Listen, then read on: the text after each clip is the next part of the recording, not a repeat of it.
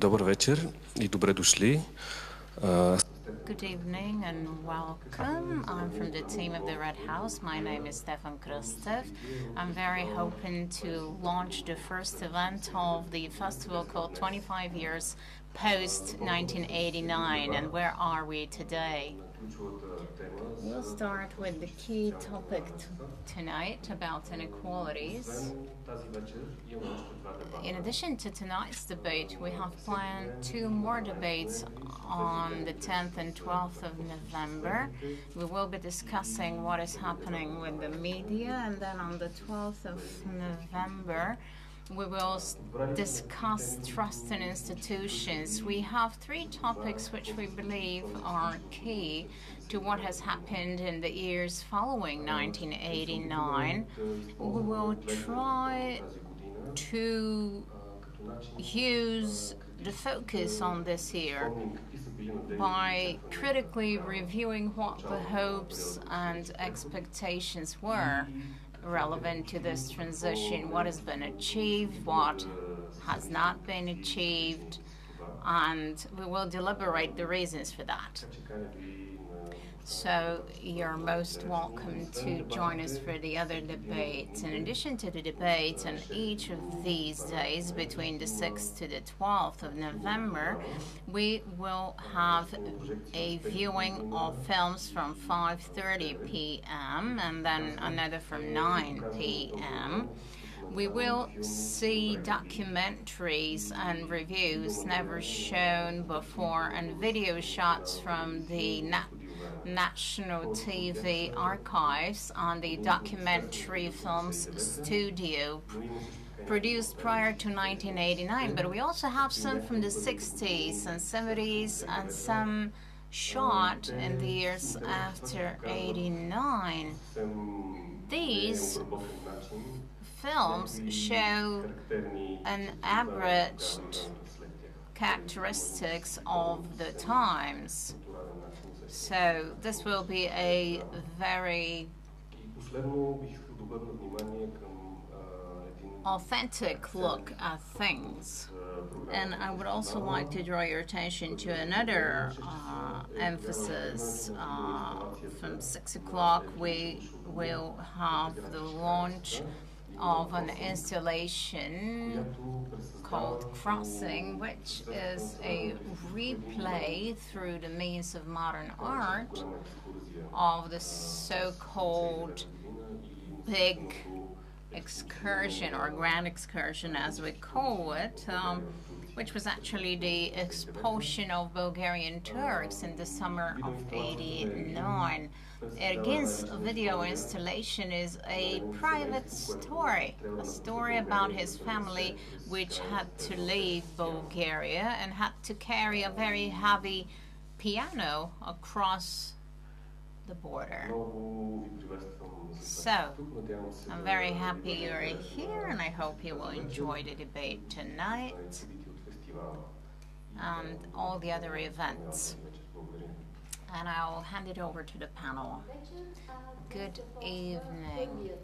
Today we'll have the first debate, which is part of the festival titled 25 Years After 1989.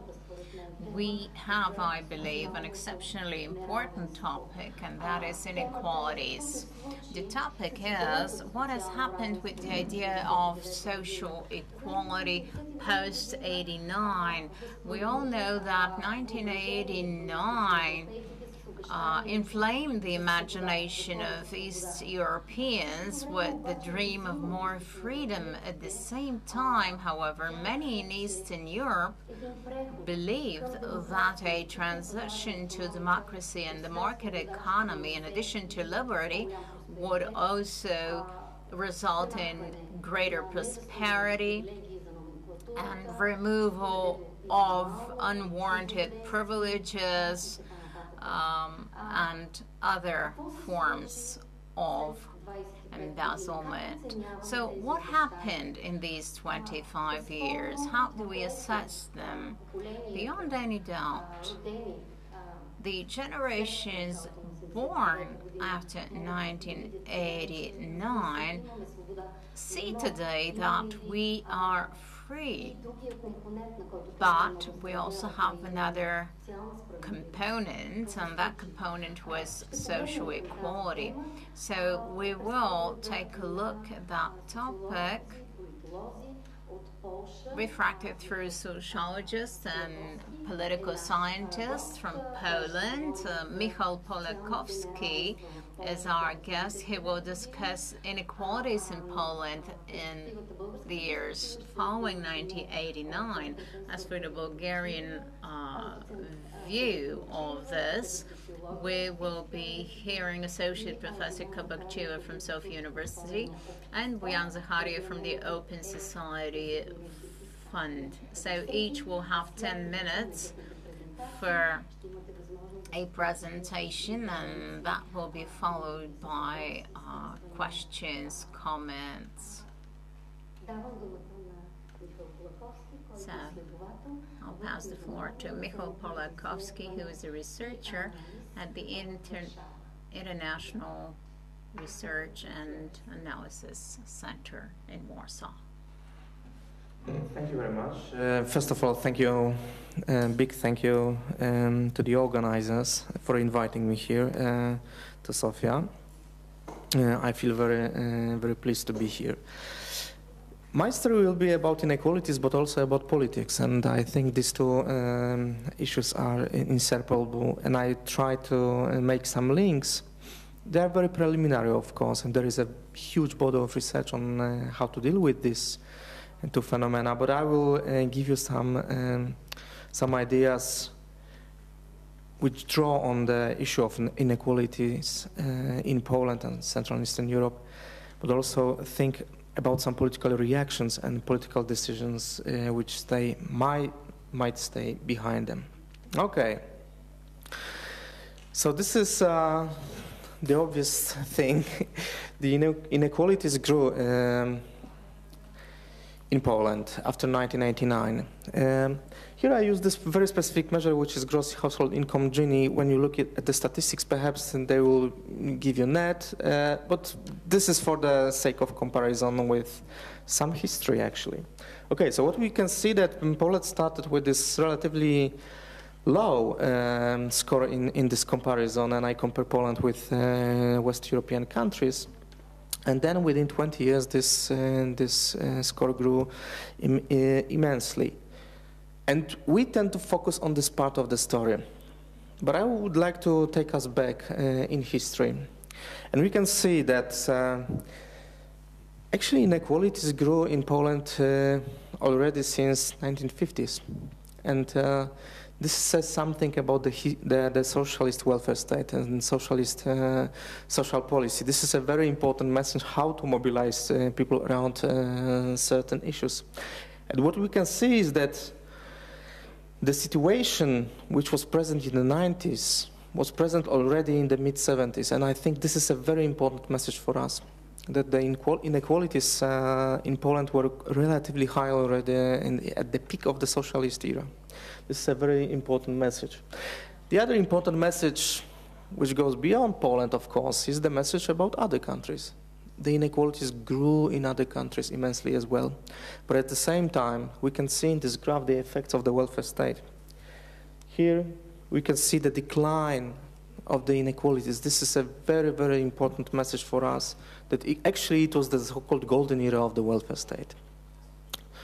So, the growth of the inequality in Poland is not only the transition phenomenon. It started already before the transition. Even more, the poverty rates were higher in the mid-80s than in early 2000s. This is a very important message as well. Something was wrong already then. Okay, so what are the reactions actually?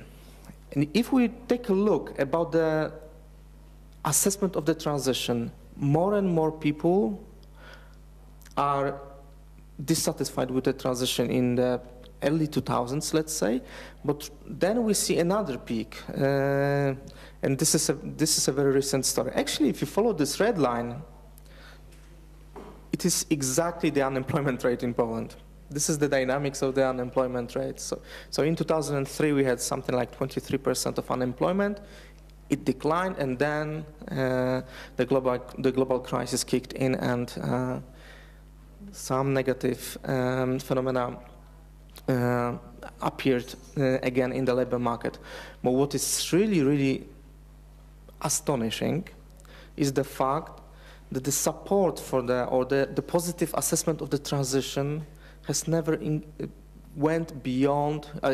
has never gone beyond 20 percentage points. This is really tiny fraction of Poles who assess the transition as a positive phenomenon. We can go even further and take a look about the assessment of the transition on both sides, the winners and losers of the transition, and they self-assess themselves as either winners and losers. What are the major points of the disagreement between these two groups? It is actually the social issues. And there is a comparison, or there is a rank of these issues. And what we can see is that the first issue, which is the most important in the assessment of the transformation, is the material conditions of life in Poland. So how well we live in Poland, and what was the impact of the transition on the well-being in Poland. Then the condition of the Polish economy, perhaps the first one is the function of the second one, and then very precisely social security, social safety. So what we can see, this is a very salient issue. It's not something that people care about freedom, for example, and this is the issue of disagreement. No, the major issue which is discussed or disagreed on in Poland is exactly this social cost, we may say, of transition. So the winners are performing much better in this period, while the losers feel that they are going down in this hierarchy. Another interesting thing, also very political, what we observe right now is that there is a decline for the acceptance for inequalities as a driver of wealth. And it is really striking that in the beginning of the transition, and even before, actually, in 1988, more people supported inequalities or argued that inequalities are important for building wealth or well-being of a country. And then, very rapidly, just after 4 years, the situation changed, and people tend to disagree on this issue. No, they say this is not, that the big inequalities are not necessary for achieving countries' wealth. So what we can see that within 5 years, perceptions of individuals completely change. And of course, we can argue that here, there was this early transition optimism, and other issues were important, and people were focused more on future than past.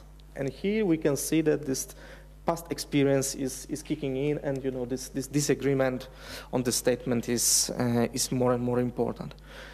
But what is really important, that the difference in this assessment is really high nowadays. So you can see that people are more and more dissatisfied with the inequalities as they are. Okay, so what went wrong? And I would like to focus on two fields. One field is ideas, and the second one will be practices. But socialist welfare state, I would argue it was rather residual, contrary to the common wisdom. It wasn't Sweden in the 70s. No, if you look at any statistics, it was performing very poorly. Though the critique of the socialist welfare state and welfare state as such was very strong at that time. So there was this argument about premature welfare state. We cannot afford this welfare state because we are not wealthy enough. We are not Sweden, right? So that was the very common argument. Social policy is disincentivizing people, right? So they prefer to draw benefits instead of working. There is a trickle-down effect, so we have to wait, we have to build this wealth, and then the poorer strata of society will catch up with their wealth. Then, of course, there was this argument or idea about higher efficiency of markets, and of course the privatization was the very bold result of such thinking. Also, there was a strange idea about decentralization, which is not bad as such, but it was decentralization of responsibilities without decentralizing resources. This was a very important issue. And of course, we may say that this was a part of a bigger ideational trend, right? This was this neoconservative or neoliberal, however we call this term, but it had a local twist. So this was exactly this negation of the socialist past. And actually this negation was built on the assumption that this past was something, I'm not saying glorious, but it was something too big, too expensive. And actually it wasn't. This is the major thing. It wasn't. These societies were unequal. There was very big poverty in the societies. So, but that was the spirit of the time, I would say, early 90s, 2000s. Were there any different ideas on the table? Of course they were. Of course they were. They both domestic in Poland, of course, in Hungary, in the Czech Republic or Czechoslovakia at that time. I guess in Bulgaria as well.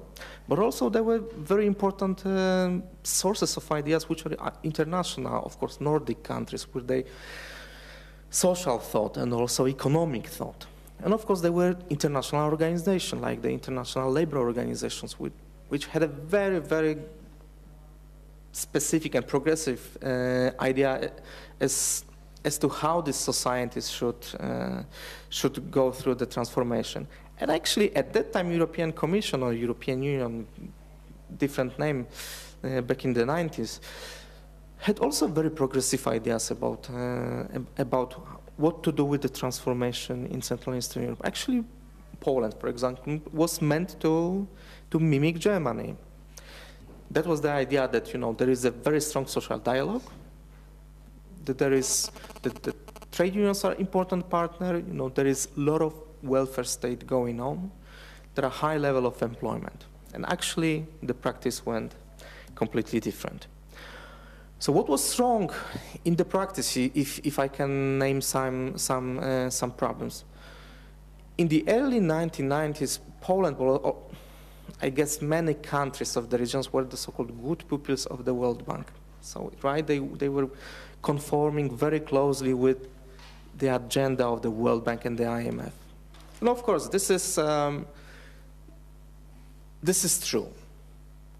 But I think one clarification is very important here, and I go to the bottom of my presentation, of my slide here.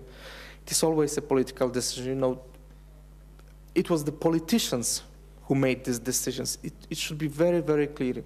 When I was studying several political decisions regarding social policy, so welfare state in Central and Eastern Europe, you could see that the pressure from the World Bank was there. But it was the domestic politicians who translated these ideas into policy practices. So it's not that, you know, this almighty World Bank came and, you know, forced these people. No. The vision of the society or the vision of the blueprint of the strategy was congruent between the World Bank and domestic politicians. Okay. Other best practices, privatizations or shutting down state-owned enterprises. Very clear idea how to increase the efficiency of the economy, but at the same time with huge social costs. And I would call a vicious cycle, excessive lowering taxes, lowering social spending. And right now, in several countries of the region, in Poland, especially I can say it for Poland for sure, you see this vicious circle of lowering taxes and lowering spending very clearly. You know, there is this cycle which is raised to the bottom in a way. And of course, it led to decreasing social standards. You know, several social security regulations were isn't removed or abandoned at all. And what you can see in the Visegrad region, for example, it's regional race to the bottom. You know, our countries actually were competing. Who is the better pupil of the World Bank? Who attracts more FDI, for example?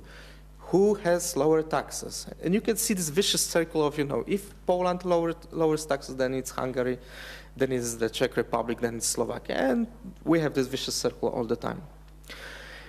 The other thing, which is very apparent, and it is more recent phenomenon, it is that the austerity is good even in good times, so when the economy is performing quite well, you know, we'll lower the taxes.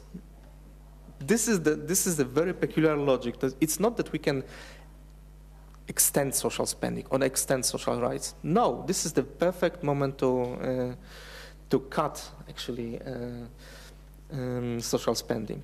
And now we are the good people of the EU, and I want to be very clear.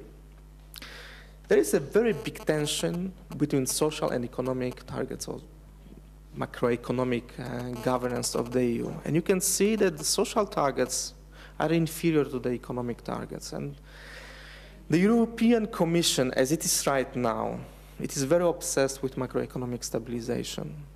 And in my opinion, it hampers the social development in the region. It's not that dangerous to Sweden, Denmark, the Netherlands, Germany, but in our countries, we're in perhaps more deficit social policy financing is not possible due to this, due to the European macroeconomic regulation. This is a big challenge. Okay, I will be finishing.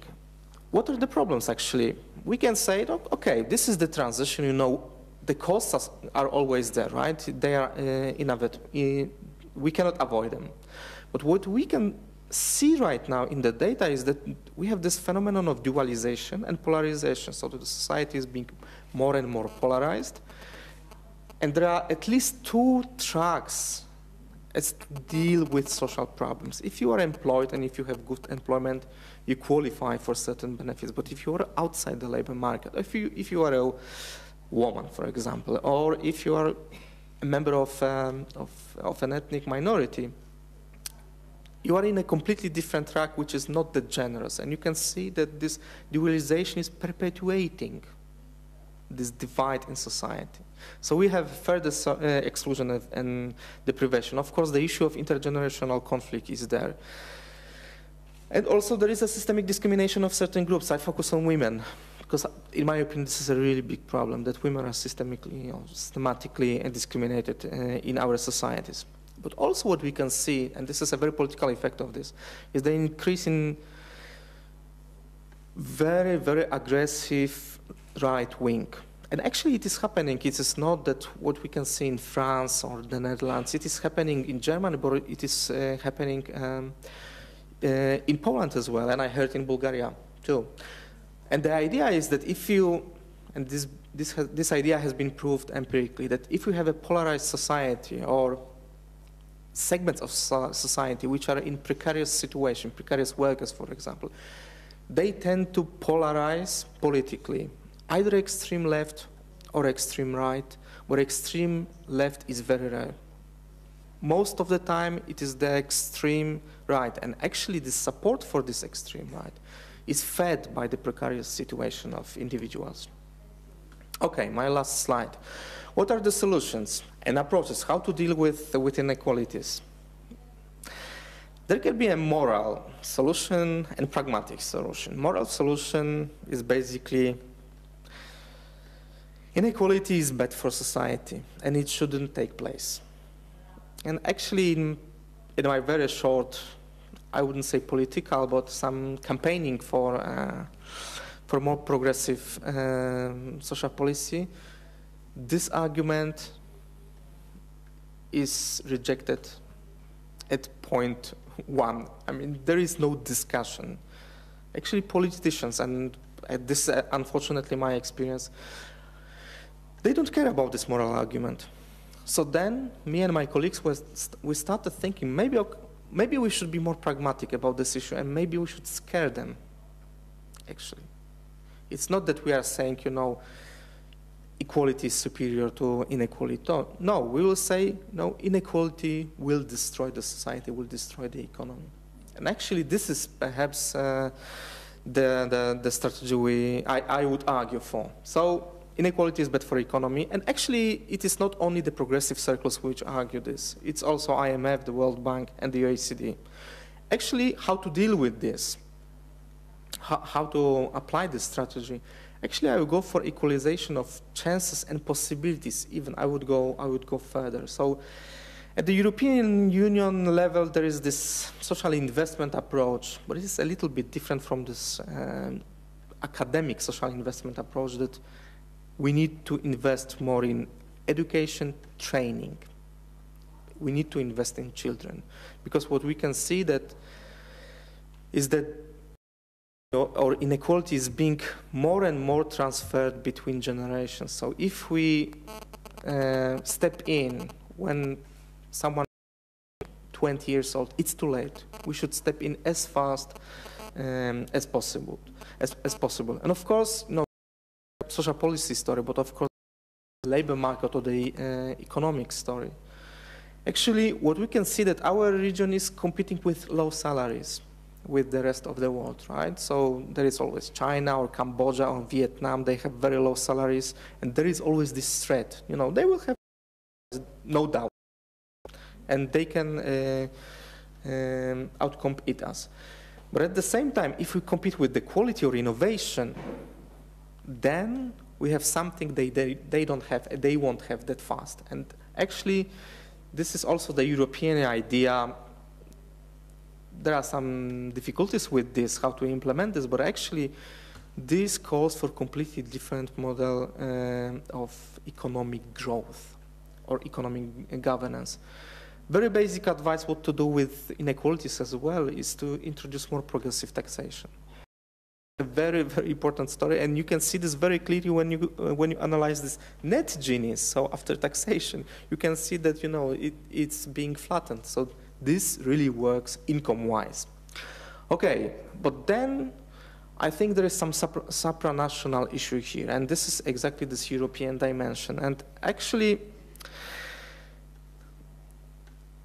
the European Union is at the stage when this macroeconomic coordination is very strong. And I think we need a discussion how to introduce some social elements which would take place at pan-European level. European unemployment insurance is one of these initiatives. It serves as an automatic stabilizer, so it has an economic function, but also it helps people who are in need. Okay, and I will stop here. Thank you very much. Thank you, Michal. I give the floor now to Boyan Zahariev. It's yours.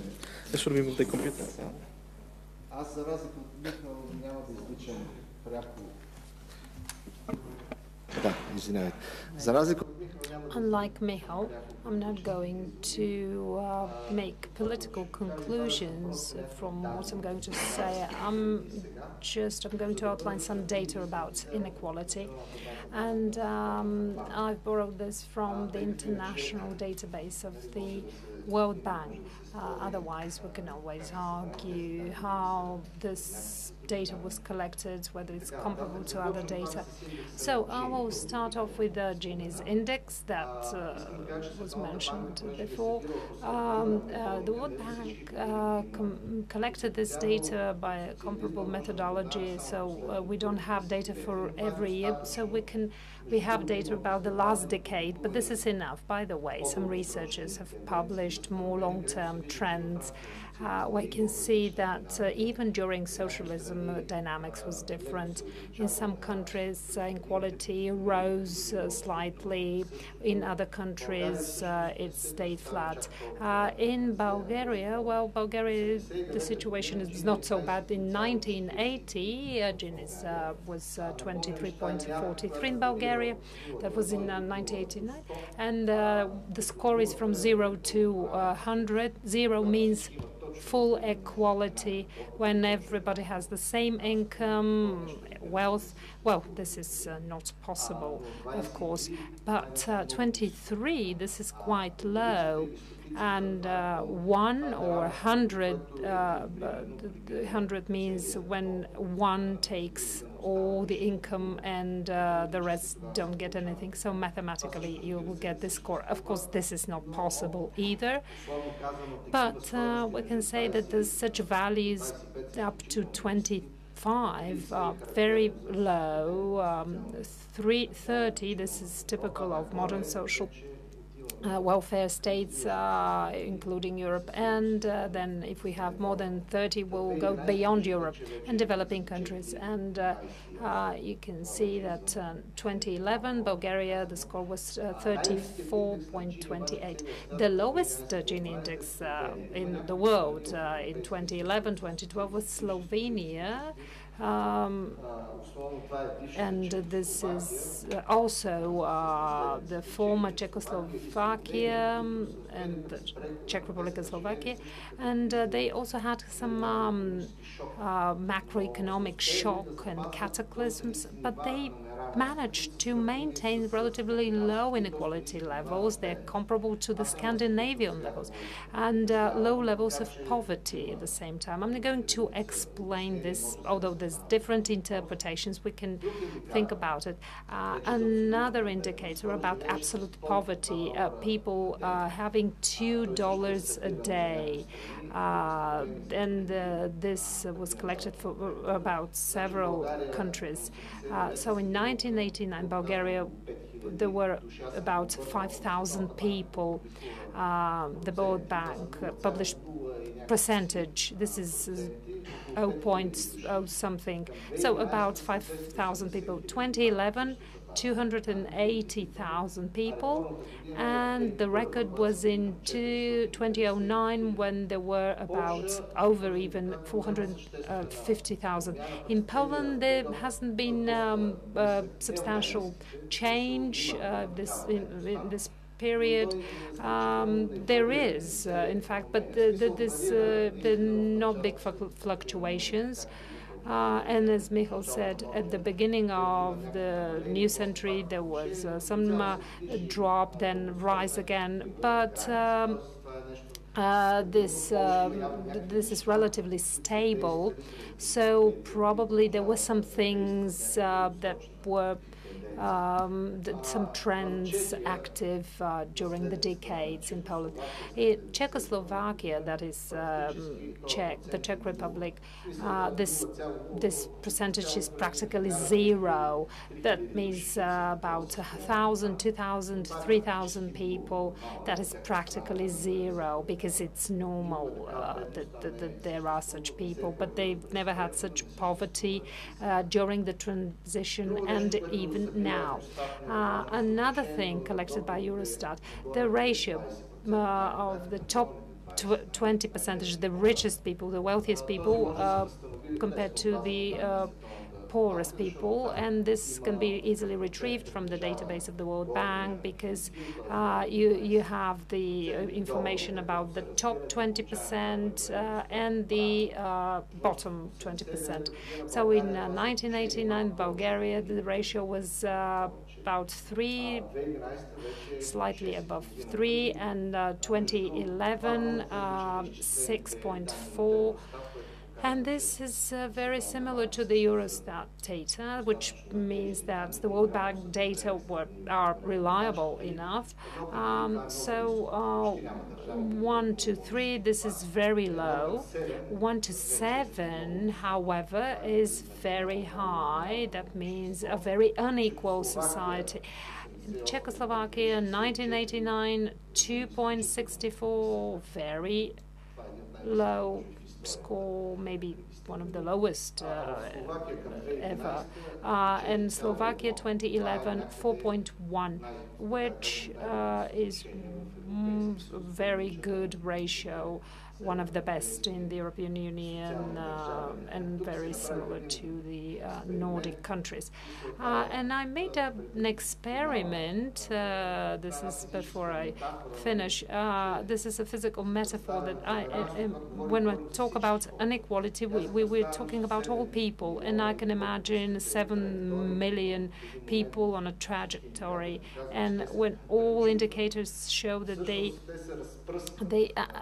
actually disperse. They disperse in the center of the red circle. So the red circle can be the socialist society. before the collapse, late 80s, and then the blue dots is what we get right after that, what you can see in the data. And this is a bit exaggerated. There's not so great rise in the inequality. I wanted to make it really a reflection of the Gini index, but it's not so correct. Otherwise, it would have been catastrophic. But this is the idea that we have to imagine in order to understand that this is a large number of people, fates. And it's clear that inequality has risen substantially. Whatever assumptions we make, even if some data are wrong, but we cannot conclude the opposite. But thinking about the future, the question is what generated this process? Some people say that this is just a pure coincidence. Others say that these are resources, then they transform into a new situation. And from a moral, ethical perspective, these are not very good options. Others say that this is due to personal qualities. What kind of qualities? Those that were functioning before in the past, to some new qualities that are, again, unacceptable and reproachable. That is, the society let those people do it. I believe all things are correct, and the market is able to grasp all differences, moral or others, and multiplies and reinforces such differences. So we have to be very careful about what's going on around us. And there's something good, after all. About this situation. It's actually an assessment of what is going on. So the people are just evaluating what is happening around us. There are lots of comments that you can read on the internet, but almost many Bulgarians say that they agree to have their democratic rights limited, to have more security, but 1/4 of the people say that what has happened is good. And to end my presentation, even if we take the GDP, if we compare again Bulgaria, data from the World Bank again, this is a macroeconomic indicator. So it's much better. The Bulgarian 1980s, much better. The GDP was much better than the 1990s.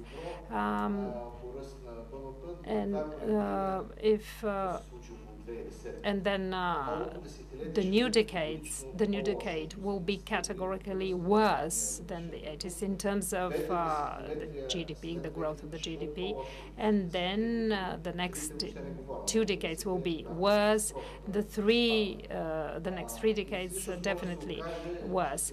So it may turn out that in 40 years' time, if we retrieve economic indicators comparable to the socialist times, it may turn that those times were actually better.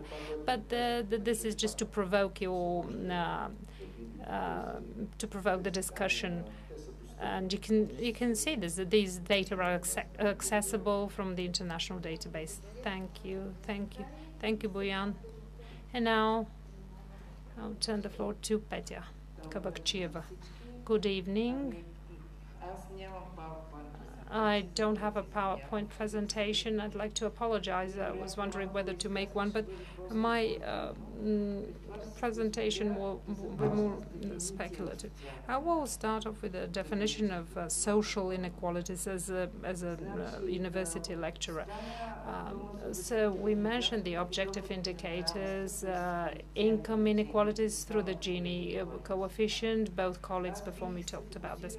I would rather focus as well on the perception of social inequalities. Some authors claim that, in fact, inequality is an experience of an inequality that is in an unfair, in an unlegitimate social hierarchies, a result of using dishonest, even criminal means, giving privilege, or as a result of prejudice.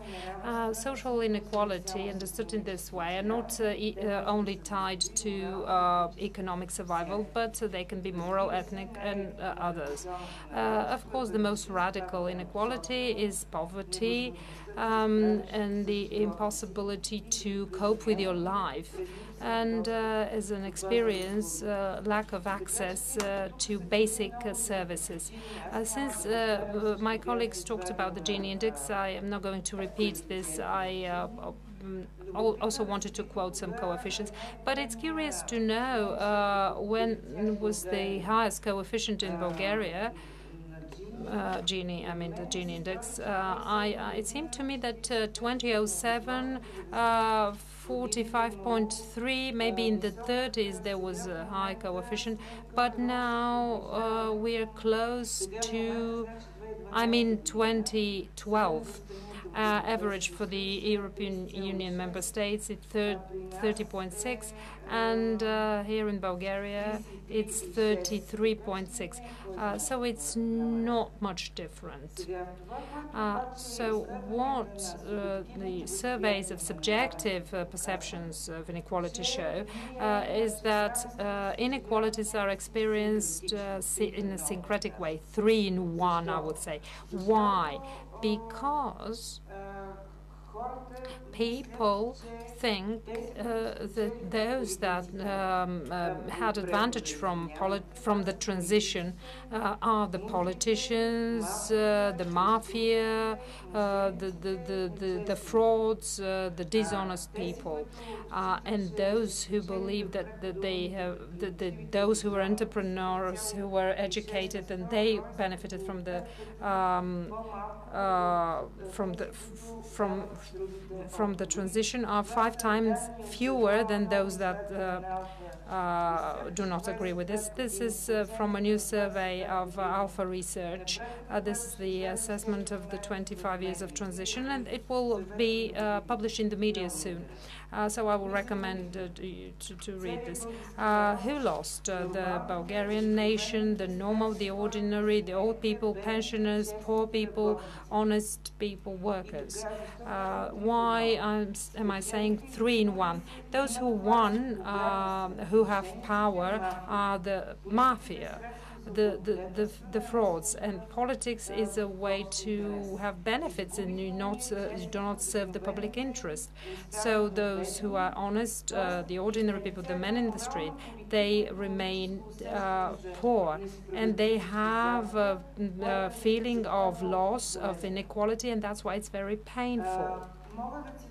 I can also quote data from the survey of Alpha Research that was conducted in October, and it's done through quotas.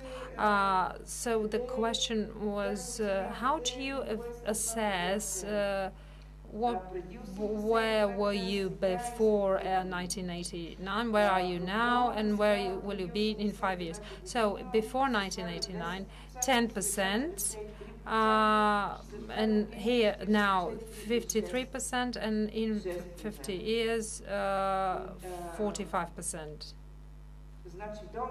So I want to make a correction. So 10% at the lower band, then about 50%, and young people in the top band, now 53% in the lower band, 4.5 in the middle, in the mid band, in the top band, 11%. So you can see that there's a big difference between the assessment of before and now. It's like there's a collapse between the two worlds, and there's a large gap. And people have the feeling that there was security, social order, and now no, not. And society is becoming worse, like by a magic transformation. So from something good, we are transforming into something bad.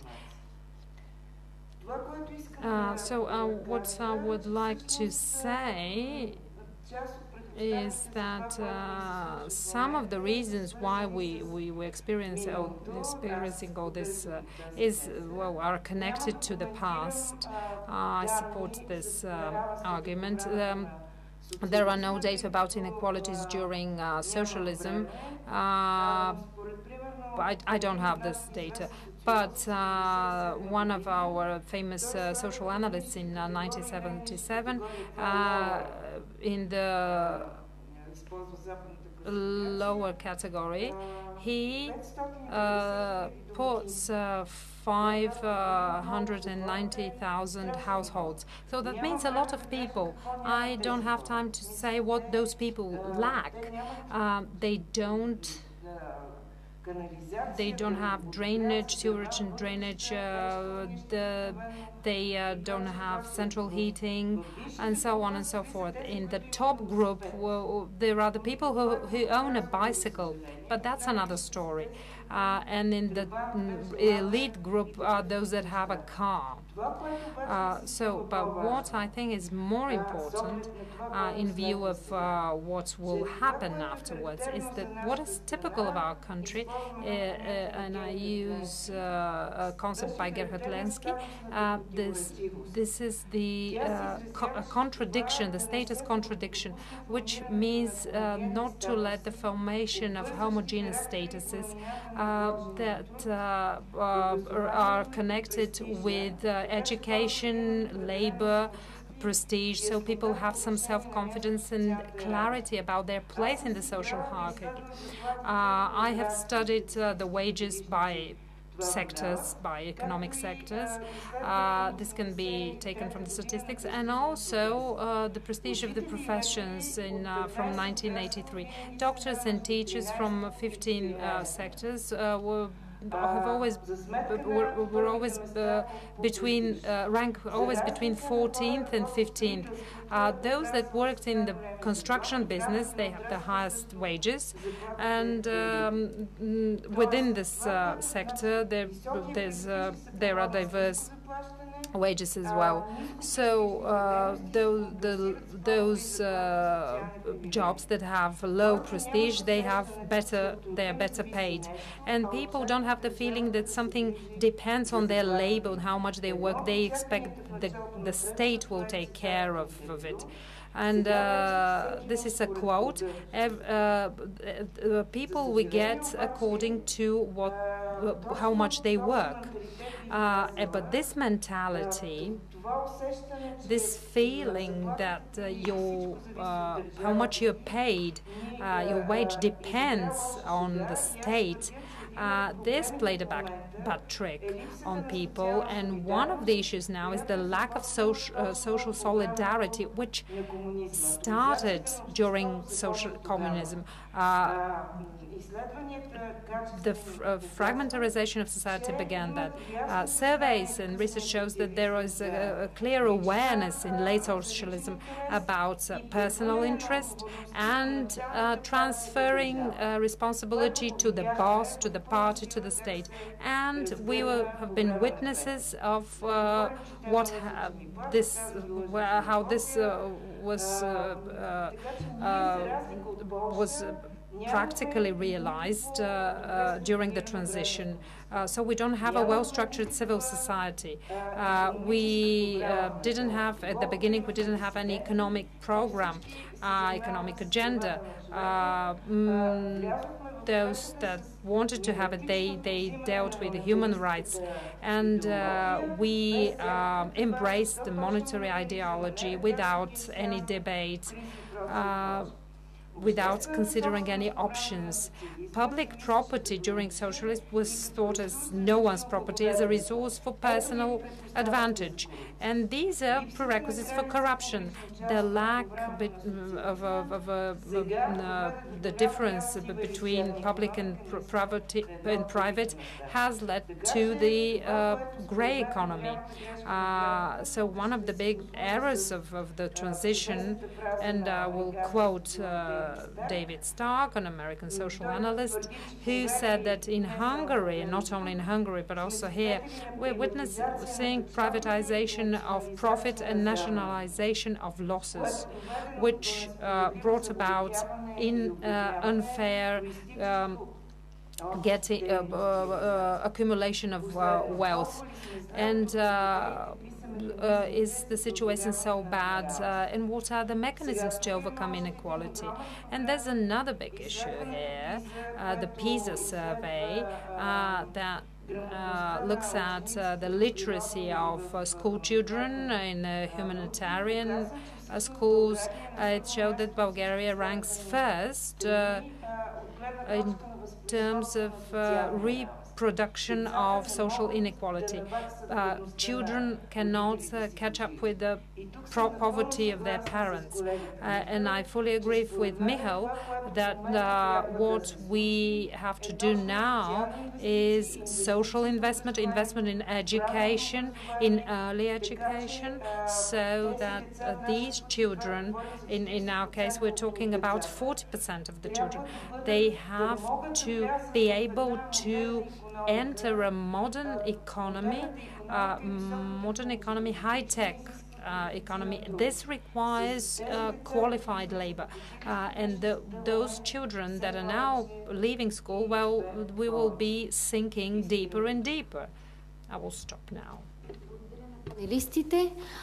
I would like to thank our panelists, and I would like to invite you to intervene now. And while you're thinking of the questions you would like to ask, I would like to give the floor to Eric Hansi, who is an American researcher who has been living in Bulgaria for the past few years and studying social inequality. So he would like to join the debate and address the audience here. So while you're listening to him, please also think of the questions you would like to ask. You have the floor, Eric.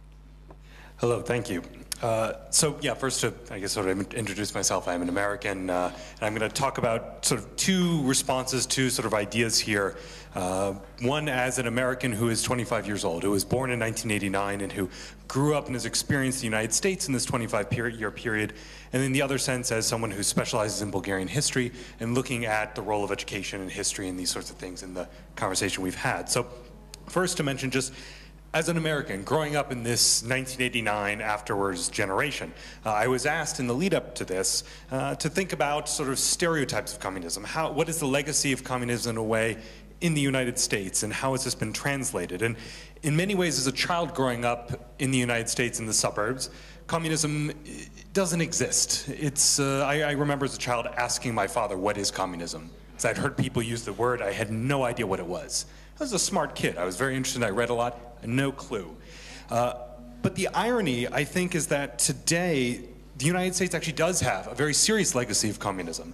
And I think it relates to a lot of what we've talked about here in terms of social inequality, that the legacy of communism in the United States is a linguistic legacy.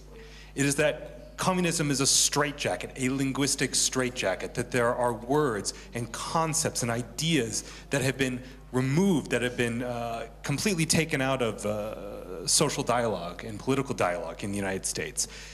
The fact that the word liberal, the word socialist, let alone the word communist, that these words, as a result of the legacy of communism, have been removed from our political vocabulary, have made it not only difficult to understand the legacy of communism in a realistic way around the world, but it's been incredibly difficult for the United States to tackle issues of social equality, both in the United States and around the world. That we don't talk about the Gini coefficient, we don't talk about social inequality, we don't have the words to talk about it because those words are unacceptable. I mean, of course, this is a long legacy, the Red Scare, McCarthyism from the 1920s and 1950s, but that this is still a profound element of social discussion, political discussion in the U.S., I think, is a very serious legacy of communism. And because of the U.S.'s role in the world, it becomes a serious legacy of communism worldwide, because we can't talk about global inequality without using the words that we need to talk about it. And now, also briefly, I wanted to talk about, I think, the importance of education, and particularly history education. So my specialization here was on Alexander Stambolijski. I've talked about him here, but I've also taught history in Bulgarian schools. I'm also the creator of a Bulgarian history podcast. So for the last year, a little over a year, I've been looking at kind of the longue durée of Bulgarian history. And what I've seen is that partially as a legacy of communism, but going back even a bit further, there's a very serious problem where Bulgaria doesn't seem to be able to look at its history in a very kind of realistic way. The wrong things are emphasized, the wrong things are not emphasized. In this sense, looking at Stambolijski, who I've specialized in, someone who had very interesting ideas about social inequality is utterly ignored in Bulgarian history because it serves no one's particular ideological or political interest to talk about who the man was. And he was an imperfect guy, but he had ideas about social inequality. And I think an interesting legacy of this sort of ignorance about this agrarian movement for today and for the legacy of communism is the assumption that is this assumption of linearity of history, that history was going to move in a particular direction, and that the failure of agrarianism and the failure of communism and the failures and successes of capitalism, that all of these things are just sort of natural developments, and that there's no reason to look back at these specific critical moments in these movements and ask ourselves, why was there failure? Why was there success? And so as a final thought then, as someone, I'm also a very big proponent of international education, as someone who's lived for years in Europe and studied here, obviously.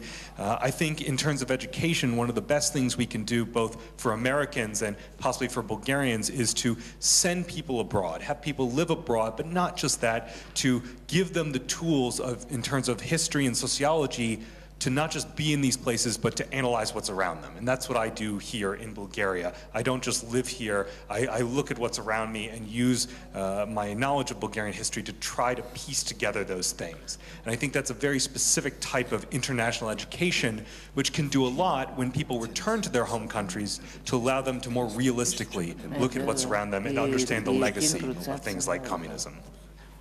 And I'll give it to everyone else. Thank you. Thank you. Well, you have the chance now to address your questions to the panelists, and please stay within the 3 minutes.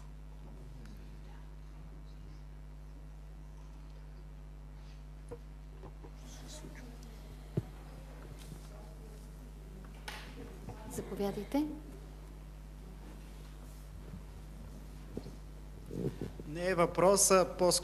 Well, this is not really a question, but I would like to share something. My name is Petya Kabakchieva, so I would like to share some focal points with you.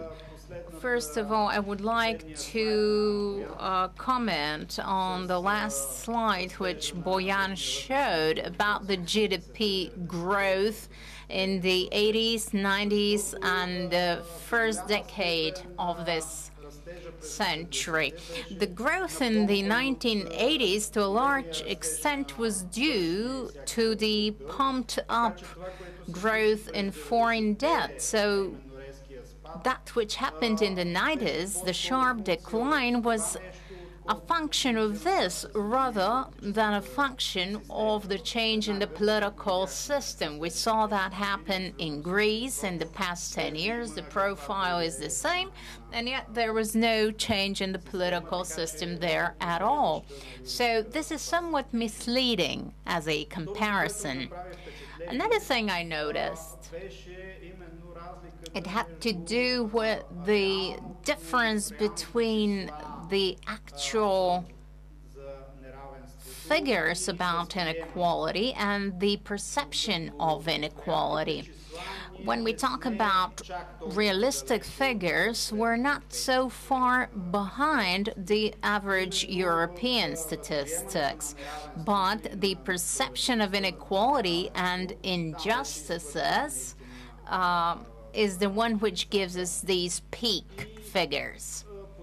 And lastly, I would completely agree with the argument which we perceived in all the presentations so far, namely that it is precisely through investment in education and better education we could address both issues, that is, actual inequality and the perception of inequality.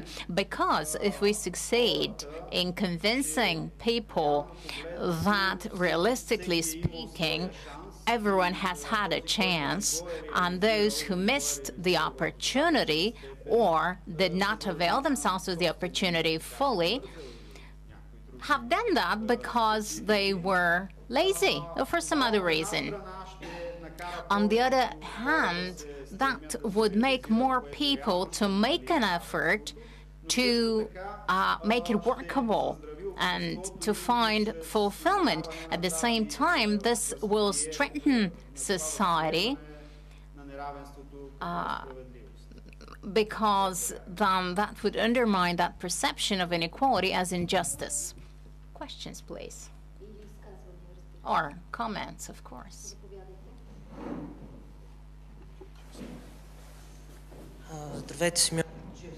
Hello. I have a very brief question to Associate Professor Kabakchieva. Now, the argument of education is mainstream, and to an extent I support that. But what I'm interested in is, what do you mean by improving education? There are various options here. You could liberalize the educational sector. You could privatize the education sector. And according to people with right-wing thinking, that would mean producing high-quality people for the market, and this will resolve partially the economic problems. But according to Wendy Brown, that might create a suppression of the potential in education. So, in a certain sense, state monopoly over education has to be retained. I stand by that. So, could you discuss this? One more question, and then we will pass the floor to the panelists. I live in Brazil. I'm a social scientist, and I've come here tonight in order to find out what happens through transition. In Brazil, we've had a truth commission for the first time ever in 50 years. And this is a very curious fact. So we could compare Latin America and Eastern Europe. Very rarely do we see such comparisons. So I have a question for everyone. To what an extent migration is important for the elections, both politically and economically? I would like to pass the floor now to the panelists to respond, and once again, you will have the opportunity to raise questions or make comments. So, Michal, you have the floor.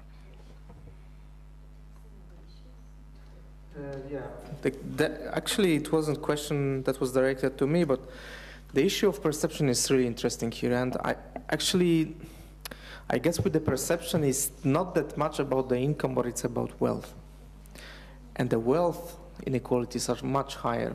For example, in Poland, we don't have robust statistics on this, but the estimates are that the Gini for wealth is 0.75 or 75, whichever nomenclature we use. So it's significantly higher, and actually this perhaps drives this dissatisfaction. And this is the issue. And of course, we can conceive wealth as an accumulated income. And perhaps this is the more long-term problem. And here we have another instruments and another types of taxation and other types of intervention. About this education issue, I think it's really important. And what I meant by education, actually I mean by investing in the smallest children possible. So kids which are 1 year old. And I'm not saying that the creches should be mandatory, maybe that's too far, but they should be available to each kid since 1 year old of age. This is a really, really important thing, and there are very important arguments here which are neurological, but also, you know, the way cognitive skills are being developed. But at the same time, there is a danger here. And this danger is that, that we are talking about society and investment. And actually, I think this idea goes against the you know, progressive thinking about society. You know, this is not a commodity we should invest in. There is much more into this. But still, I guess for strategic reasons, this should be the case. And of course, if we go further, you know, it should be universal and perhaps state-provided. You know, we have experience with some private childcare or private schools, and we have the cases of rich kids, let's put it like this, being overeducated, and poor kids being dramatically undereducated. So we have a huge loss of potential. And it is only the state which can reduce this problem. Also, we have some regional problems, and this goes back again to the issue of the socialist era, that perhaps the differences were not that much in the income, but also in the spatial distribution. The rural areas were much more deprived of certain commodities rather than people from urban areas. But basically, this is the very strong argument for the state intervention. About the migration, was it immigration or migration? So abroad, people migrating abroad.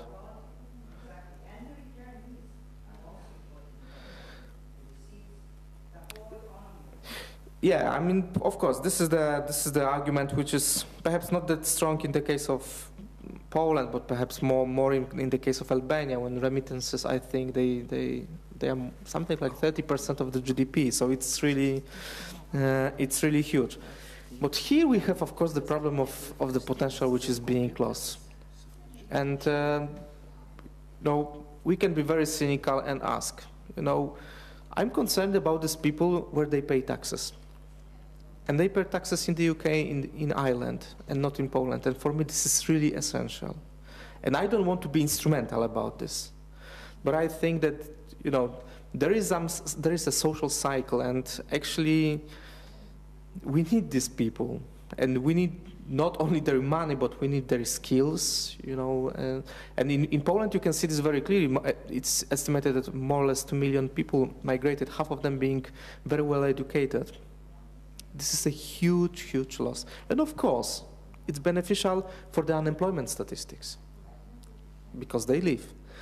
But for the economy as such, I think this is a huge loss. Thank you.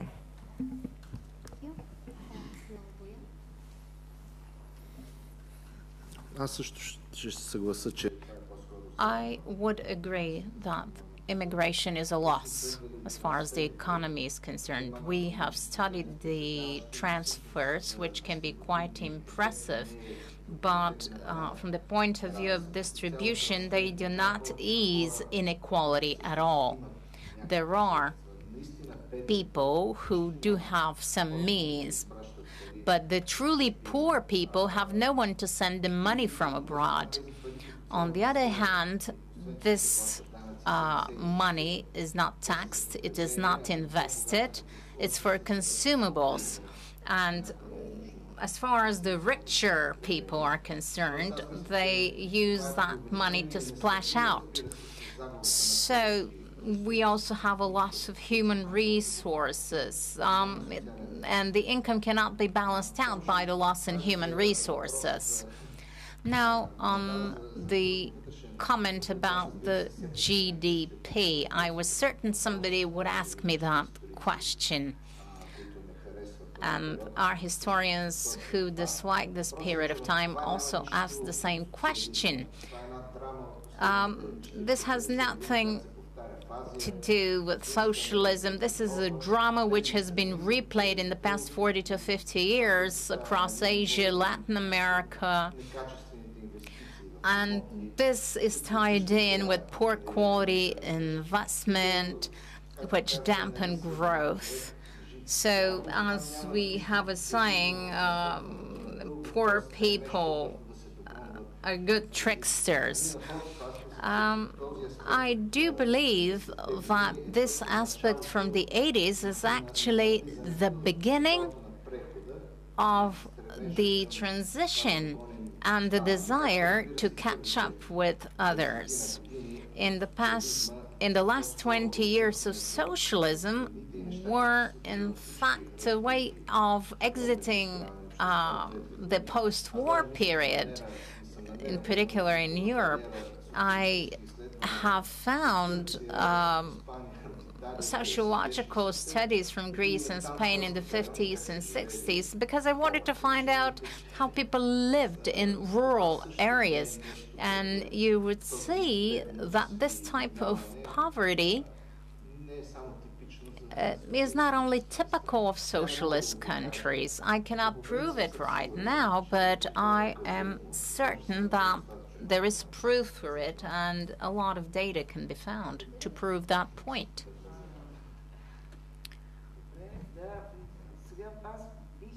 I would like to clarify that when we speak of inequality, we're not only talking about inequality per se, but quality of life.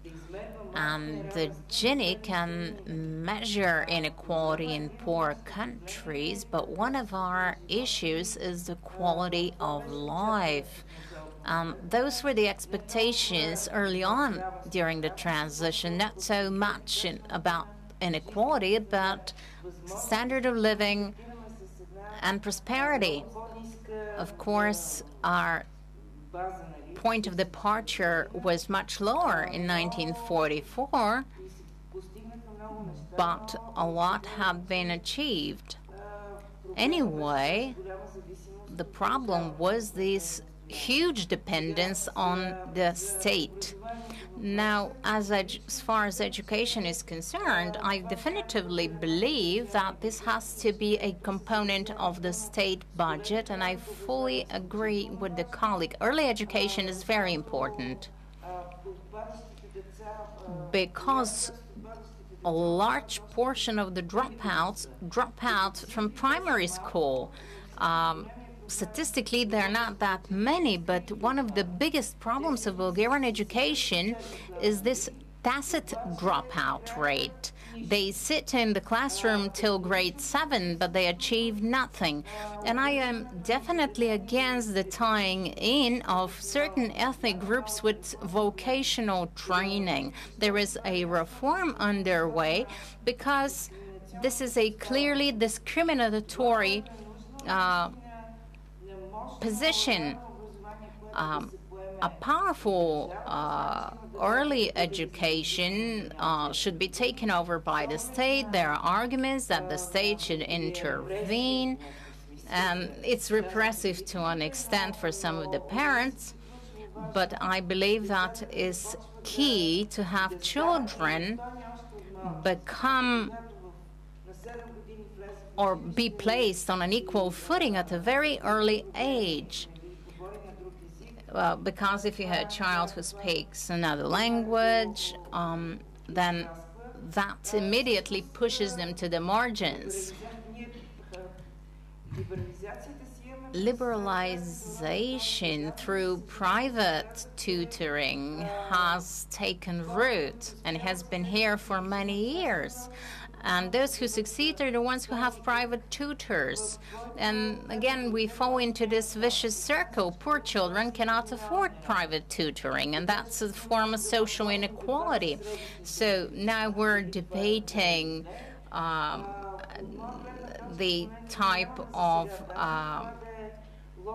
general education schools. Quality of education should be higher, but these are debates which should be held, and we should seek solutions. And we need to increase the pay rate of teachers. The question is whether we can have delegated budgets for that. Many questions should be asked, but we have to find a solution.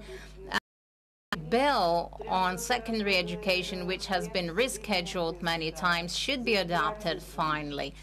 Now, on the issue of immigration, it's not really clear what percentage of people have migrated. We had some studies last year, and we have temporary immigrants, so to speak, and the figure I heard was monstrous, 2,200,000, which is an absurdity to me. So why is migration positive? For the reason you cited, because these people move to another country and they start accumulating, so to speak, cultural experience. And this is something which they acquire when they return. We're not talking about what investments they make. They make investments in commodities, but they are now aware of cultural differences, and their cultural capital is different. And some of these families live on the money which has been sent to them from someone abroad. And I would not call this a brain drain necessarily. In our case, this is more like a brain loss. It's more like depletion, brain depletion, because the people who migrate are primarily people with secondary school education, and they're not well educated when they move abroad, and so they deplete their capabilities. And if these people had stayed in the country, we would have unimaginable unemployment rates. So this is a natural vent which reduces tension, and that's the reason it is positive. I would even say that people who emigrate are a high-end social mobility factor as far as their professions are concerned, but they feel like they're a villager who has suddenly moved to the big city, so they have made a step forward in their own personal development.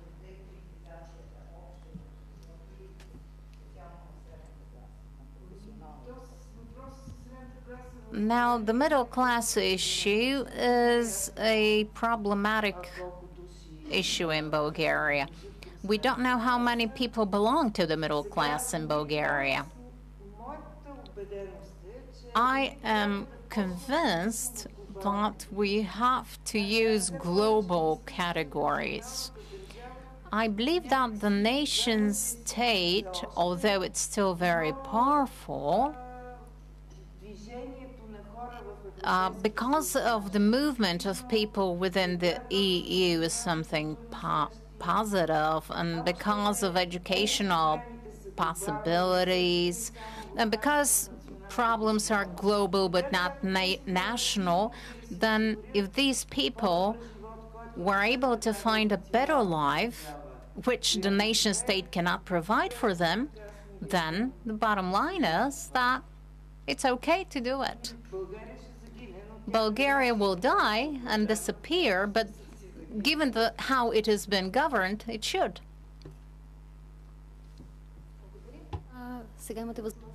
Thank you. Now we'll have another round of questions.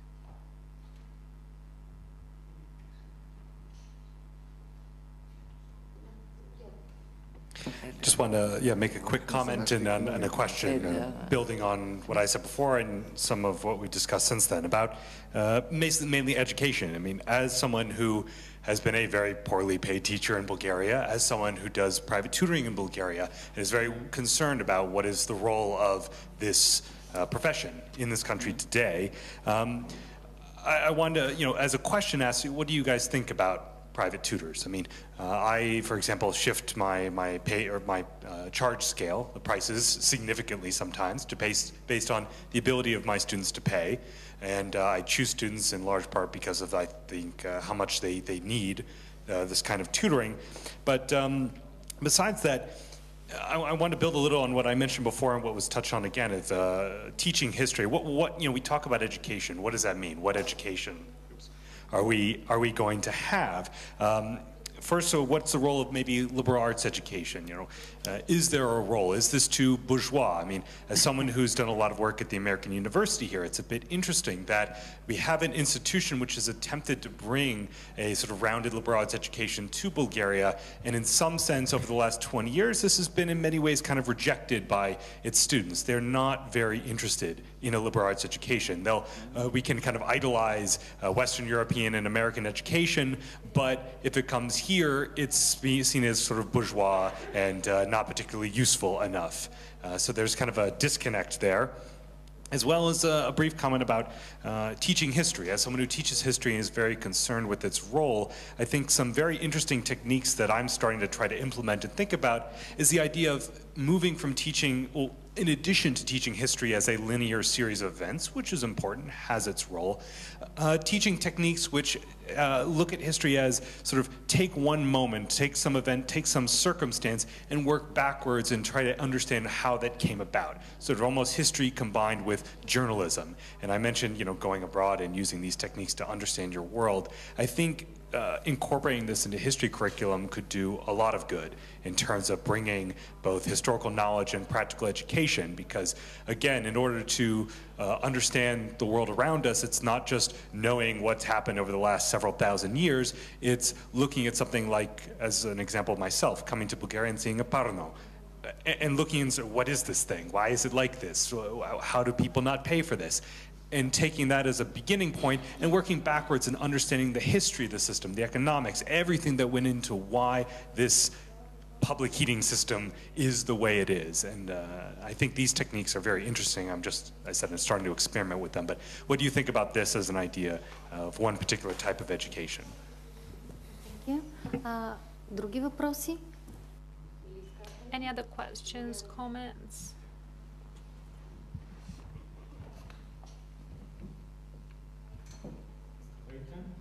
Good evening. My name is Nikola. I'm a social analyst. My question is, can you explain in more detail about what were the expectations of people back in 1989 of the transition, and was there a sociological analysis of the fears and expectations of people at that time? One more question. Good evening, I'm Alex Chovanova. I'm a student in political science. My question is the reason why we're having this discussion and the rise of social inequality, the chaos in every sector, I would say, roughly speaking, in the Bulgarian context after 1989. Isn't the reason that the democracy was actually in the wrong direction?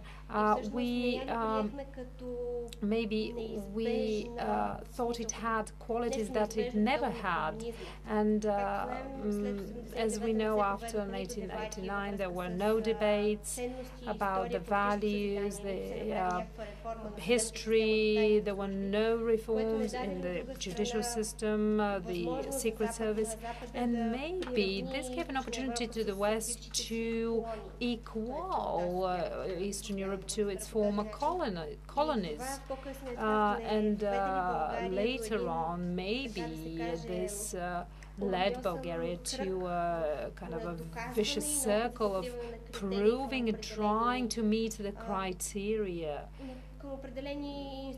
given by certain institutions like NATO, the European Union, WTO, and so on and so forth. So, and this led to political automatism, and this overburden of society maybe led to populism.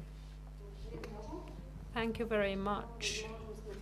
I would now turn the floor to the panelists, and then we will have a last round of questions if you have any. Thank you. About the role of education, actually, this is a really important question, especially. Yes, sorry. About the role of education, this is a very important question. What we see in Poland right now, actually, is in a way, in a higher education, is a market-driven perception of universities. That actually, you know, they should supply human resources, and this is a huge problem. And actually, what you see is this huge emphasis on engineering, on science. It's very important. I don't neglect this, but at the same time, you know, politicians tend to neglect humanities. Actually, because they perceive them as non-congruent with the needs or requirements of the labor market. And this is I think this is a very, very perverse situation. Actually, it should be vice versa. You know, people who study humanities or graduated from humanities, they have huge potential, like philosophers, for example. But also the big problem, and this is coming not from PISA but from PIAC studies, or the adults study, is that what you see about the qualities of people who enter certain tracks of education. And for example, pedagogical universities have the worst students. And this is a very big problem, actually, because they will be the future teachers. So this is the issue. About the expectations. Actually, I think they concern these very generic issues, like freedom. And of course, this has been achieved, or sovereignty. You know, we're very close to the Soviet Union, and this has been achieved. But actually, the main, as I said, the main disagreement, not the agreement, but the disagreement is about these social issues. And actually, I think it shows this very strong cleavage. And maybe one important side note: I'm not saying that the socialist era was completely bad. No, it wasn't. Certain achievements have been made or had been made. This should be stated. Though what I would like to state is that, you know, this is not a white-black history. You know, it was gray, and the inequality was there, the poverty was there, a very strong transmission of status was there, you know. And I'm not talking about, you know, apparatchiks. I'm talking about, you know, people who had parents with higher education. They were significantly more likely to have higher education. So these equalizing chances were not there. And actually, this issue of expectations, as I mentioned, was also, I think, based on the idea that we should abandon the past. But they were abandoning some areas of past which were never there. And for example, for me, this is the issue of, for example, of, I don't know, disagreement with the fact that children should attend childcare. And, you know, it is said, you know, childcare was used as a tool for propaganda. But when you look at the statistics, and in Poland, at the peak level, 5% of Polish kids went to nurseries. So it shows the scale of our myths, which are being created in order to disregard other myths. And about, the question was more about Bulgaria and, you know, its role in the global system. maybe I should make another clarification. When I was talking about the EU, and actually I'm a big fan of the EU. But I'm concerned. Actually, this is how I should put this. I'm concerned about this wrong directions, and you can see that it's stronger and stronger. And time after time, significant opportunities are being lost. This is the big problem, and what you see in the case of Greece or Spain. No, it is you see that certain ideological perspective is being created. You know, Greeks are lazy. You know, basically this is the narrative, which is a horrible narrative, because if you look into statistics, they are not lazy at all. This is how they are perceived. They are rent-seeking. You know, they are not. It was their politicians, not the society. So these are completely different issue.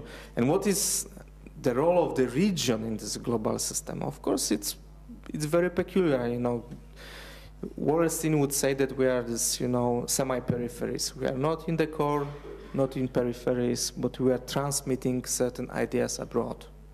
Ukraine, Russia, and even further. Thank you. Thank you, Michal.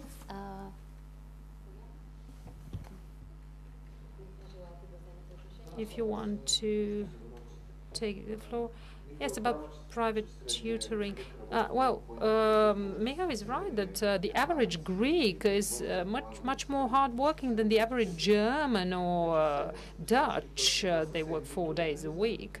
So it's a myth about the hardworking German and the lazy Greek. About private tutoring, I wanted to say something. Well, it's evident for me that if school education has paid component, there's no way that this does not create inequality. There's no economic model that without it.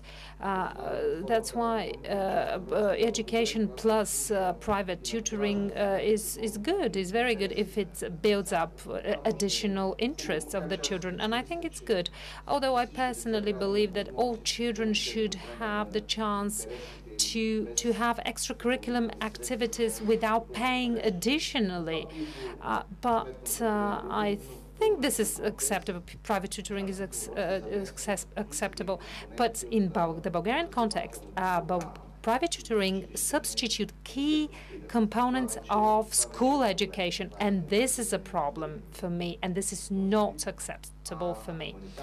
Humanitarian education is not very much respected here because of the primitive economy and the underdeveloped labor market.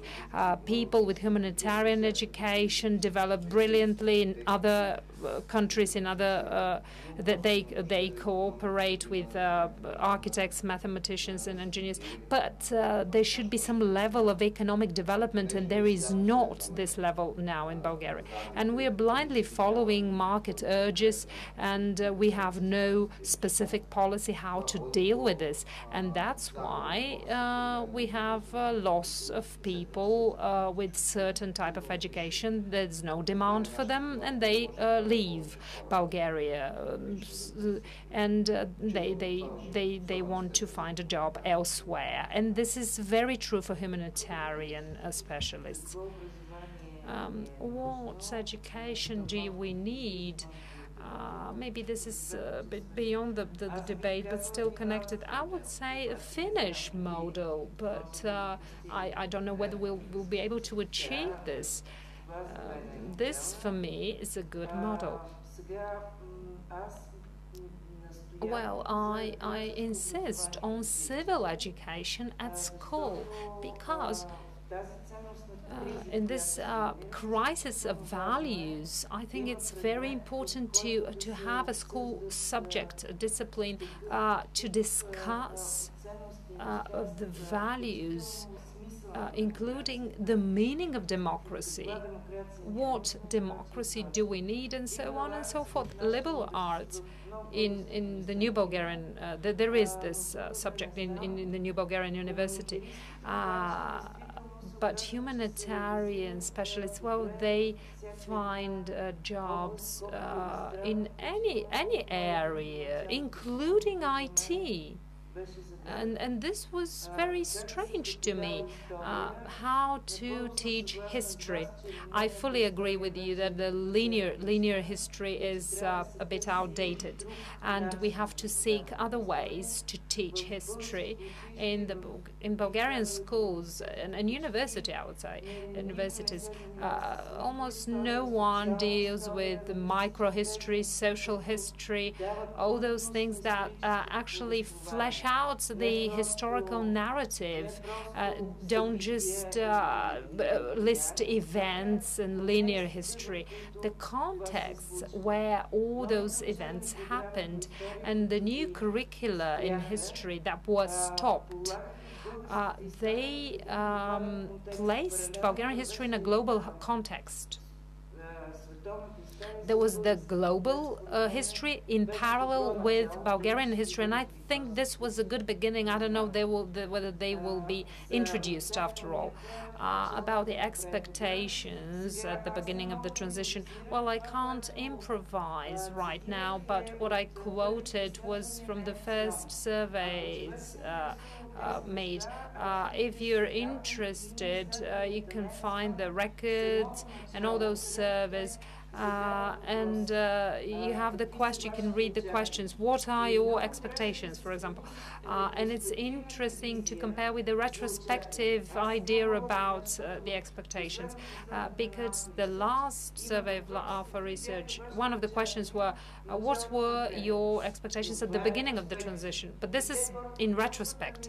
And people said, well, we expected prosperity, better standard of living, and so on. And freedom came seventh, let's say. And this is an interesting survey per se, to compare the expectations at the beginning of the 90s with the retrospective vision, which probably changed. But I can't really answer this question. We have to look at the data. And about the goal, your question, well, will require an analysis of the whole transition and who's to blame and so on. But we asked the question. The question was not what happened to the idea of social equality.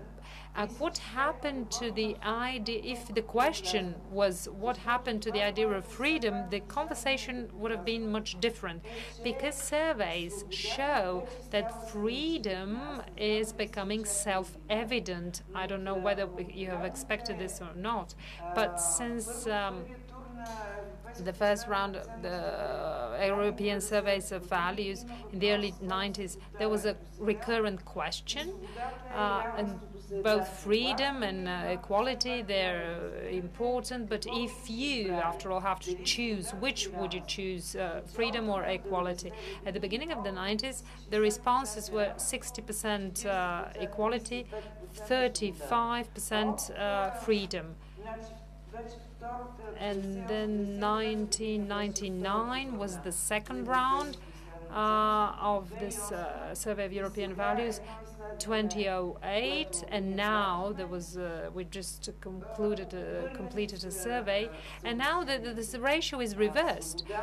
Freedom is important for 60%, 35% are for equality. So I believe that apart from the negative things related to the big social inequalities and the low quality of life, we still have we can enjoy the freedom, the feeling of being free. And this is the freedom of movement, freedom of expression. So there is some feeling of openness, which I believe is important, and I wouldn't blame democracy for that. Rather, the way democracy is practiced, is being practiced. Here in Bulgaria, I would insist on more democracy for participation, but this is another story. Thank you. I'd like to thank the panelists. Now, I would like to invite you for the last round of questions.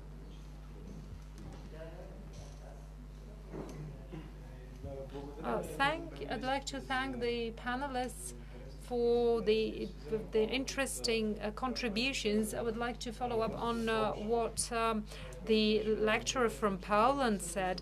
This was very interesting, and that is from the perspective of the political approach. We should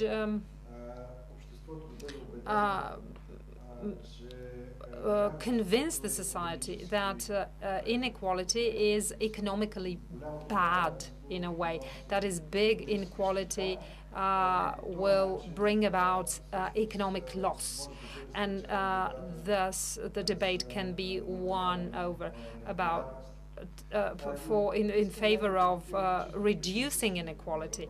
I would like to ask several practical questions.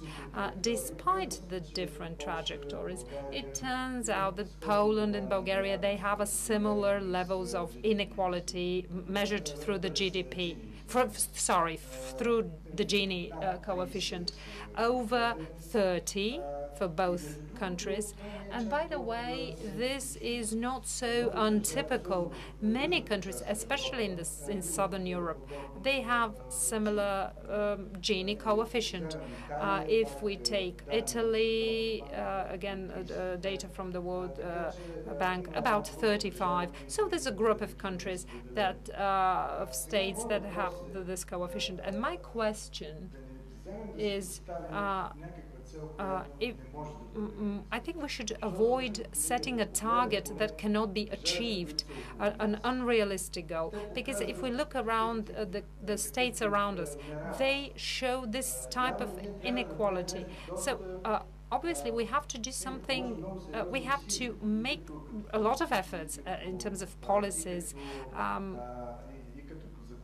legislation, change of culture, in order to be able to achieve this result practically. For example, what do you think? Like reducing 2% for a period of 5 years? What should be the political targets that we should set, realistic targets, in order to be able to follow this this direction? And I have a comment about the Bulgarian context, where somebody said that the issue is not so much there are some extraordinary levels of inequality. Well, it's true that the inequality rose during the transition, but still in Europe there are states that have similar levels as Bulgaria. But what Bulgaria is doing is different. Actually, what makes Bulgaria different is the levels of poverty, especially compared to other European member states. And if we look at the income levels under the threshold of poverty, the situation is not so bad. But if we take an indicator like severe material deprivation, or that is deprivation of some basic needs, Bulgaria is in a very bad situation. 40% of the people are in this category. They can't, for example, afford to go on a holiday or buy a computer or some commodities that are really of basic needs for modern people. So those levels of poverty, I think, are the things that we have to be concerned about, rather than the indicator about inequality. And they should be the focus of attention for in terms of policies in the near future. And when talking about poverty, you didn't mention something that's important for Bulgarian transition, because it's different from the Polish transition. Because in the mid-90s, we managed to engineer a crisis, a total crisis that brought about financial crisis, hyperinflation, and if you look at statistics, in fact, the big difference is not 1989, but in the mid-90s, 96, 97, when a number of indicators of Bulgaria slumped. So this is one of the key moments in Bulgarian history. So ascribing everything to the transition and processes that were ongoing in Eastern Europe and the generation of poverty, I think this is not very accurate. We have to pay due credit to what happened in the mid-90s, something that was that could have been avoided. And it could not have happened, but it happened so that the political elites that were in power at that time were like predators, and they decided to grab everything that was accumulated as national wealth. And this happened in very few countries from Eastern Europe. Thank you. Thank you. Any other questions?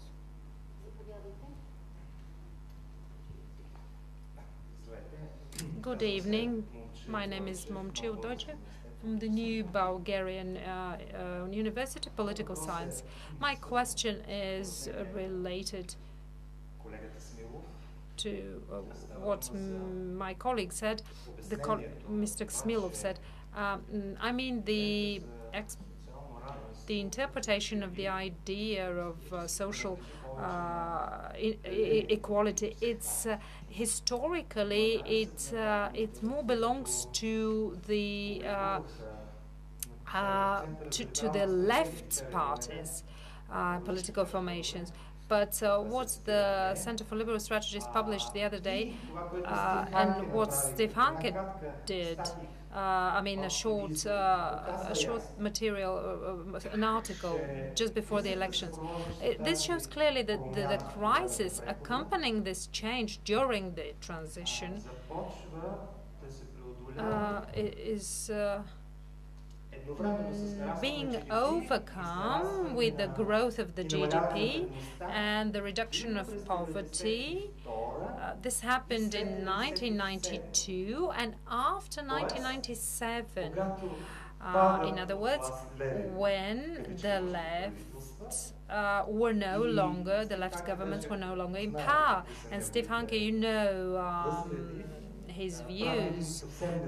He made an ambivalent conclusion about who the Bulgarian people should vote for. How would you comment? And last question. Okay, it's not the last question. I don't want to scare you off that this is the last question.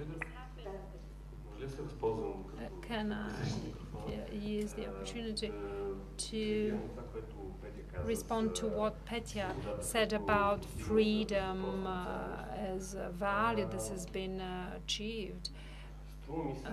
I think that in some sense the results of the last elections, even the elections in the past few years, and the turnout, like they run counter to this view that freedom is a value that we have.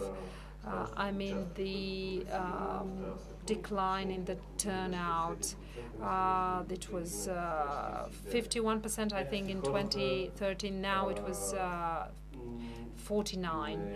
Somehow people don't value freedom so much because they don't want to exercise their rights to have their free opinion. Why is this happening?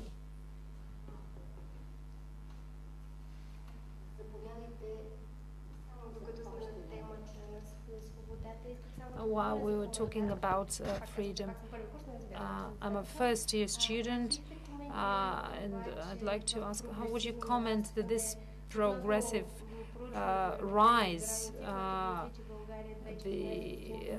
The survey said that Bulgaria ranks 100 in terms of freedom of speech. Well, this will be the topic of our next debate on the 11th of on the 10th of November.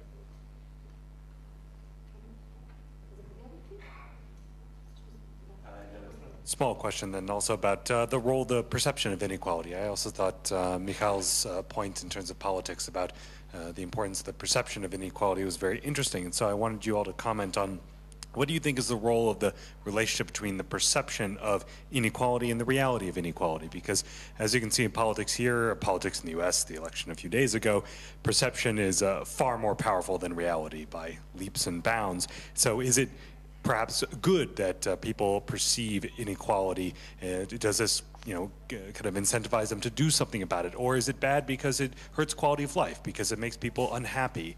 And then sort of connected, how do we define these things? Because as an American living here, it's very interesting. There's in certain ways I feel much more free here than in the United States, and many Bulgarians find this mind-boggling, very confusing, but I think how we define these things is also very interesting. Thank you. Благодаря за тази интервенция. Thank you for this intervention, and I will now ask a question to Boyan. He said something very interesting, and this was that the sentiment about the past, it's something useful for the present. Eric mentioned his subjective experience about inequality, and what's this role? What is the role of subjective experience of inequality? Does it incentivize people, or is it closer to what Petya described as a negative legacy from the past, which instead of making people take things in their hands, rather makes them complain and rely on support from outside? Okay. Започвам с разговор. Thank you very much about this question about strategy. Very good question. How to convince society is bad. I think they are convinced, actually. How to convince politicians or policymakers. This is a real challenge. There are two things here that actually the effects are always lagged. So, and you will see results of your policies in 10, 15 years in the shortest perspective. And this is a big challenge for the electoral cycle, because you need to invest now in order to have returns in 15 years. So, but then you might say, you might use this argument about, inequality. I'm using this imprecise term. Is feeding these extremes. And I think this can be a good strategy to convince more left, center politicians to do something. Because this idea of distrust, actually, which came about in this exchange, is really interesting, because you can see that the left-wing parties completely failed the society. I mean, this is the case of Poland, this is the case of Hungary, I guess this is the case of your country, this is the case of Germany, for example.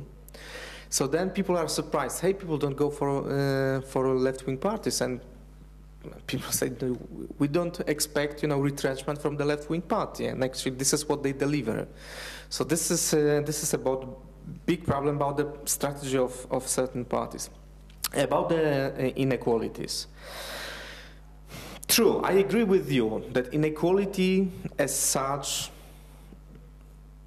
may not be necessarily a target, but what I would target is the bottom of the distribution. I think this is the most important. So all the basic needs are met. But then we have another thing. How to convince people how to convince the middle class, however we define them, wealthier, that they should pay for this. And actually the strategy is to develop such a network of services and benefits which will be, good enough for the needs of the middle class, so to cater middle class needs.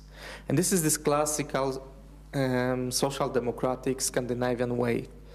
You deliver very high quality services and benefits, and then people from the middle class react to this. So they say, okay, this is something for us, so we are more convinced to pay taxes, basically, because this is the biggest problem we have right now. If you look at the countries of the region, look at our tax rates. They are the lowest in the region. Look at social spending. It is the lowest in the region. Look at policy outputs and outcomes. They're one of the worst in Europe. This is the problem, that you have to break this vicious circle of low taxes, low spending, and then you have to convince middle class how to do this. About this perception of inequality, I think this is a very interesting thing, and actually the perception of social phenomena is a very interesting thing, because people tend to underestimate or overestimate certain phenomena. For example, in Poland, this is the case of unemployment. People say we have more unemployed than in fact they are in the labor market, and I would say this is the case of inequality as well. But now, how to mobilize these people? How to mobilize people around the issue of inequality? The people from the bottom of the distribution, perhaps they won't vote. They have other problems. Let's put it like this. They are very hard to mobilize. And then the other problem is that the people from the upper part of the distribution, they tend to value own merits. So their own position instead of the systemic explanation for their success. And this is a very interesting thing, because this how contradicts the graphs I just showed you.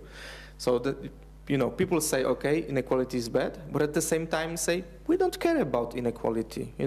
We are smart, even though they are not, or they are not smarter than the rest, but they say, this is our own merit that we achieve these things. And this is a very, very big problem. How to break this as well? Because, for example, if you look at the surveys on the reason why people get unemployed, of course, because they are lazy. This is number one explanation. Of course, this is completely not true, but this is the social perception, and actually this is fed by elites as well, because I followed this topic and I realized that, this is a myth which is multiplied by the elite. And actually this is the problem, how to mobilize this bottom and people. Because it can be not necessarily progressive left or center, however we call it. It will be, extreme right. Because they will say, okay, the unemployed, you are unemployed because of Roma. So basically, this is the strategy. And this is what happens in Hungary, for example. This is the success of Orban. He says, we should blame the European Union, we should blame Roma.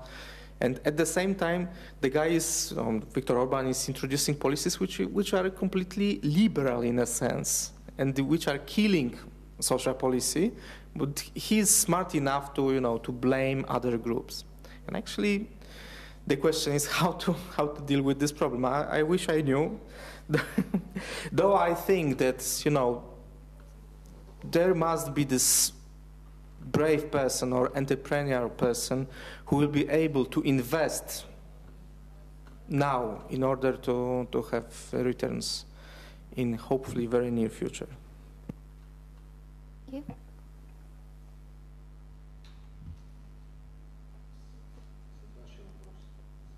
Well, I'll start with your question.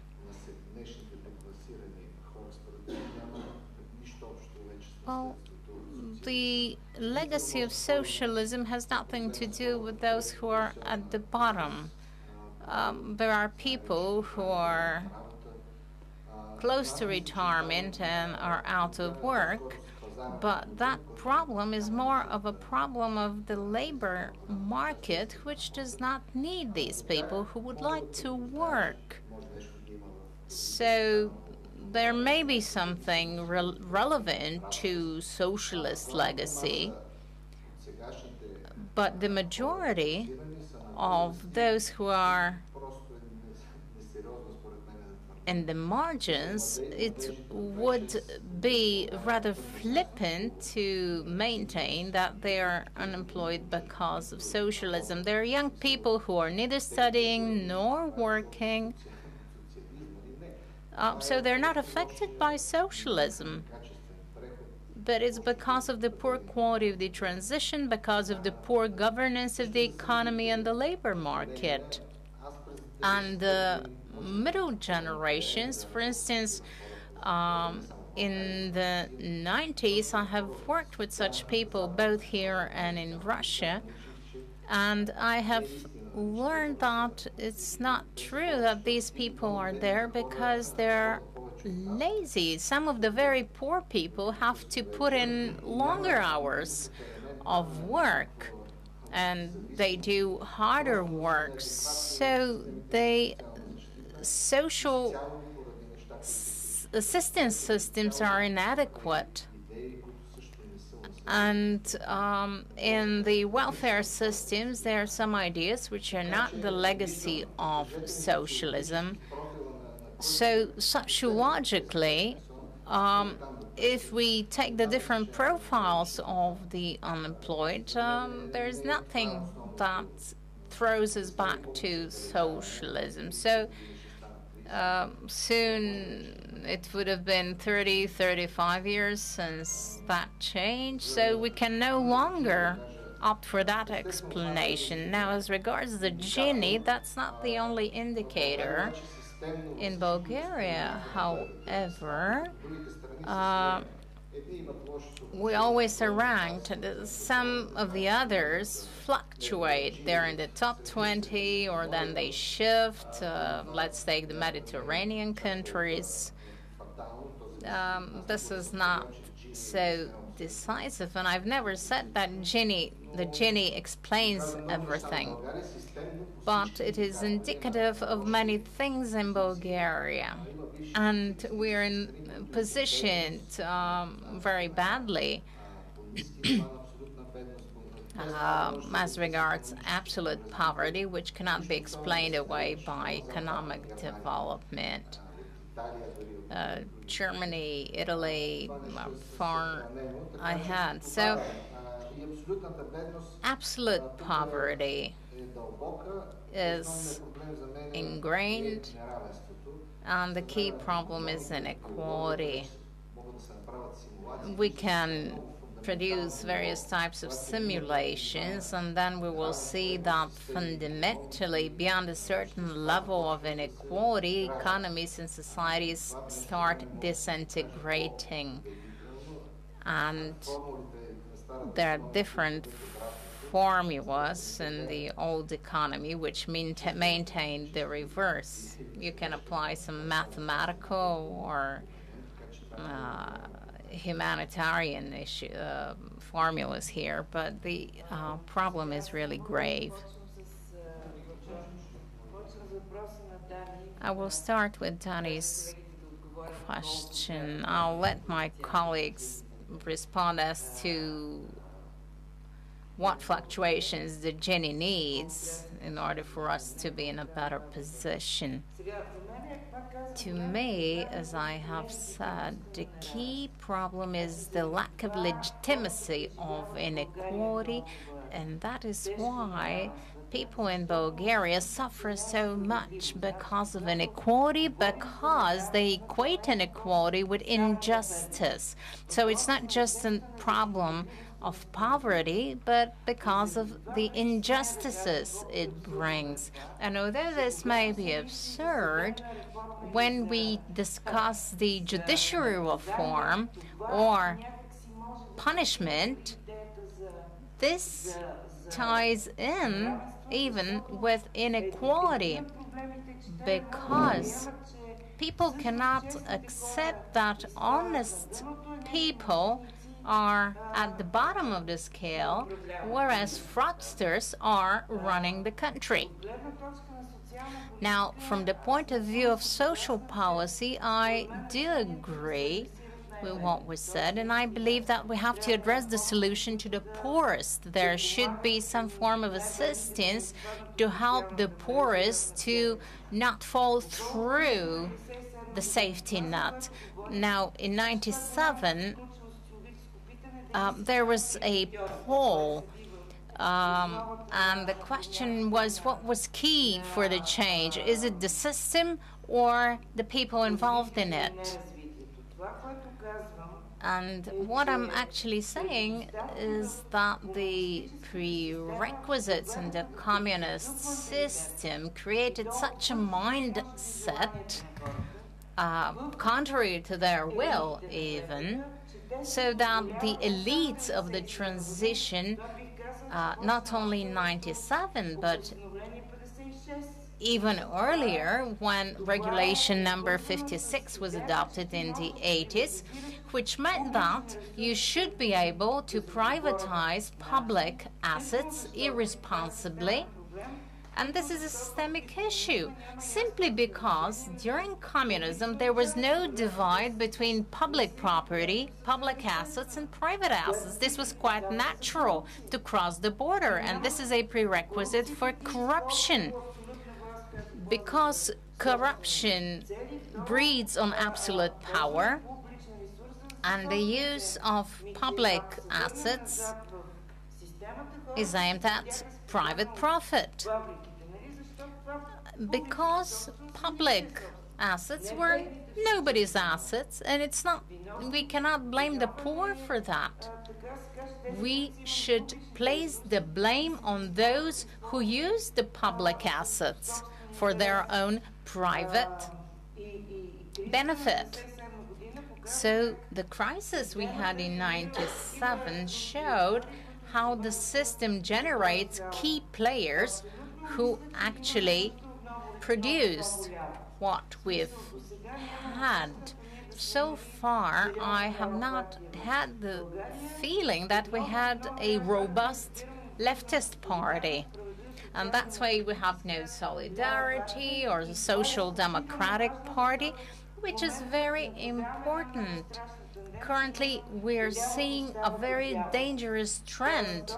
The left is coloring itself in brown, by which I mean nationalist parties.